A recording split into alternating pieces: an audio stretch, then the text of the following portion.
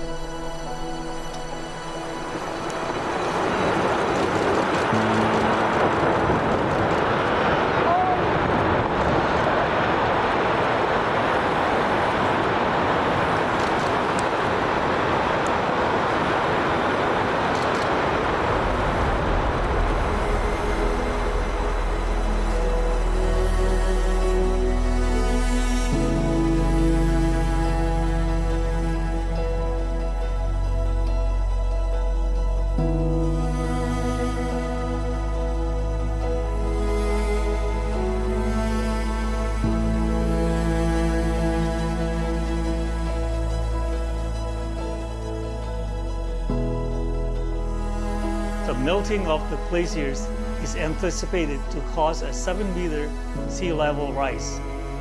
I'm sure one can do the math, but this scenario paints a bleak future for a country like the Marshall Islands.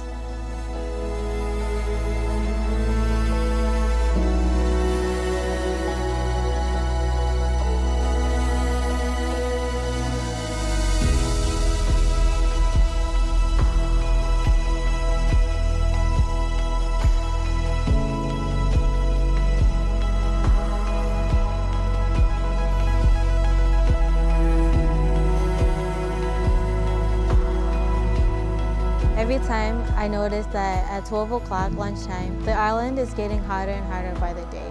We're seeing extensive droughts. Like right now, we're not supposed to be seeing rain as we've seen the past weeks.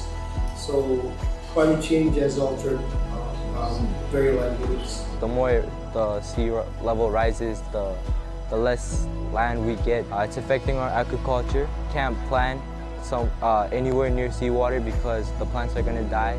The king tide that used to happen at about February once a year, it's happening almost every other month. Inundation of water into the land, inland water inundating.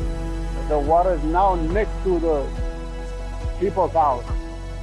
海水侵蚀已经到，你看哈，都侵蚀到路边来了，一路上都是这样子啊，然后土地的流失哈，那海岸线被侵蚀哦，这非常明显。这个地方的飞机场，我来看到我吓一跳哦，因为你看这里哦，不是柏油路的机场啊？刚降落的时候呢，其实有些海水都已经打上来了哦，侵蚀它的海岸线呢非常的严重。我们刚沿路看到很多的树啊，都已经往海岸边那边倒下去了哦。潮汐的时候呢，这条飞机跑道呢就不见了，就到海底下去了哦，造成他们生活居民上的影响哦非常的大。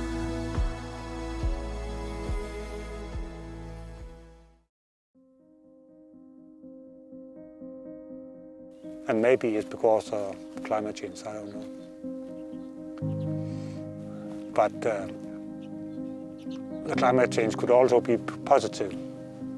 So we could grow another species of vegetables.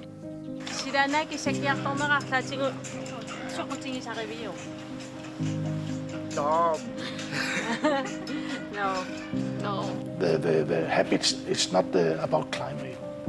Forget all about climate. Because it's small peaks. So climate change is always a bad thing? No. No. In South Greenland it's good because we are growing agriculture, is getting warmer down there and sheep farmers are using that.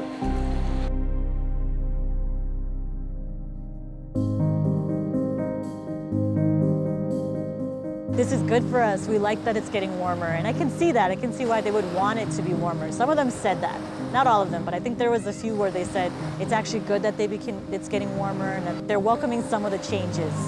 But you know, what's good for them is devastating for us. What might seem positive, getting warmer, not being as cold, is actually going to impact our entire livelihoods. I know the position, especially further south or the very south of Greenland, that farmers would claim that the crops are growing faster. They get more to feed the animals with grass and stuff like that. but it seems like it's like peeing in your pants. That it warms for a little while and then it gets cold again. If not, we are able to hunt. That's what we live off. We live off fishing. We live by the ice, with the ice. If it disappears totally, who are we then?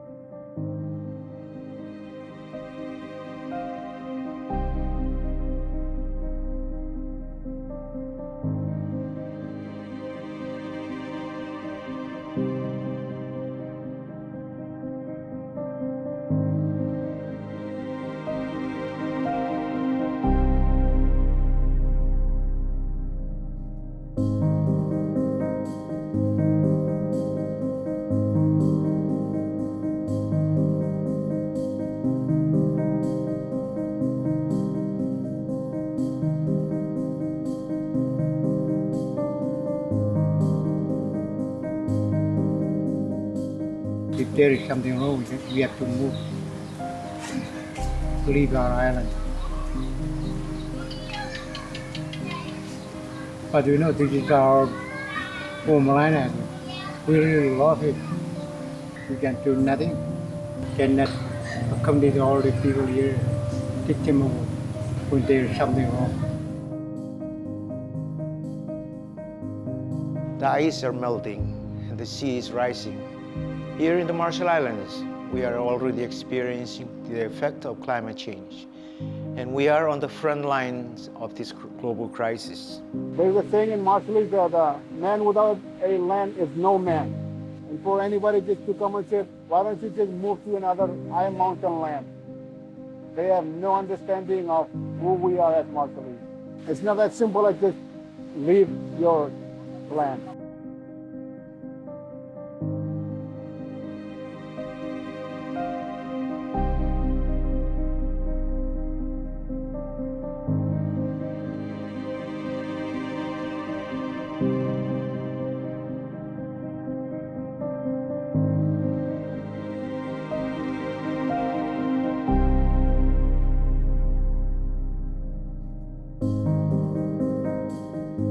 아마도 아리상nok 이마저 너트노 좀 공막술nok 한기다 이리와 고시고 이다 지금 But at some point, when the water becomes too warm out here, the shrimp population will then migrate further north.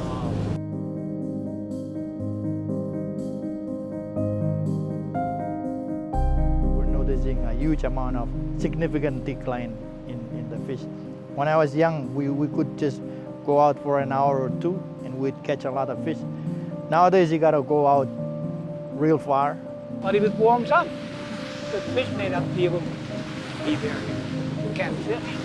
If you can't fish, you can't survive.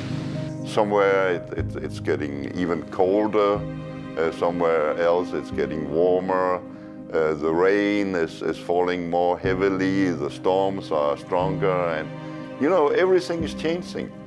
So it's a global phenomena. And I read somewhere recently that the number of sled dogs, for instance, have been diminishing. Like half of the sled dogs the owners had to kill them because they couldn't afford to feed them because they cannot go on the sea ice anymore.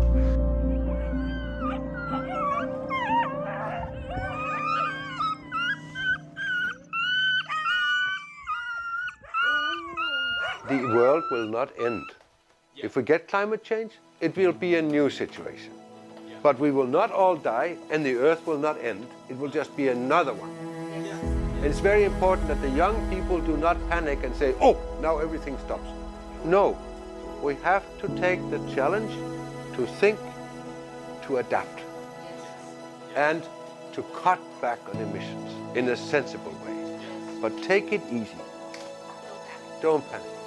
And the last 3 IPCC reports have been pretty conclusive in saying it's CO2, we need to lower CO2, it's CO2, we need to lower CO2, it's CO2, we need to lower CO2. I don't think writing more scientific papers is the best way to address this problem. You could hire 1,000 glaciologists and the ice sheet will still melt at the same rate. All we can do is diagnose the scale of the problem.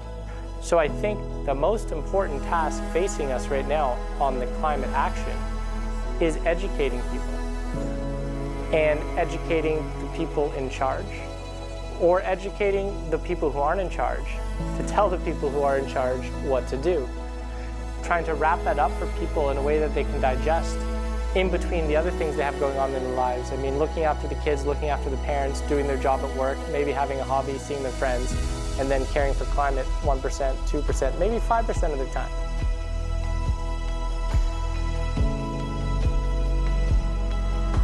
A lot of times when we bring up the concept of climate change, they understand what it is. They know what climate change is, but they don't necessarily understand what causes it. And so there's a lot of misinformation about who causes climate change. And so some of the education we've had to do is to teach people that actually international organizing and international advocacy is necessary for the climate crisis, for the Marshallese people. Generally in all of the countries about the climate change that is happening now. Because after all, climate change is under children's rights. Every child has the right to live in good conditions. 解冻格陵兰采访纪录团队亲自造访11个城镇，与专家学者、政府官员、当地居民深度访谈。气候变迁已经是不争的事实，因应调适跟积极的付诸行动，才是我们每一位都必须面对的课题。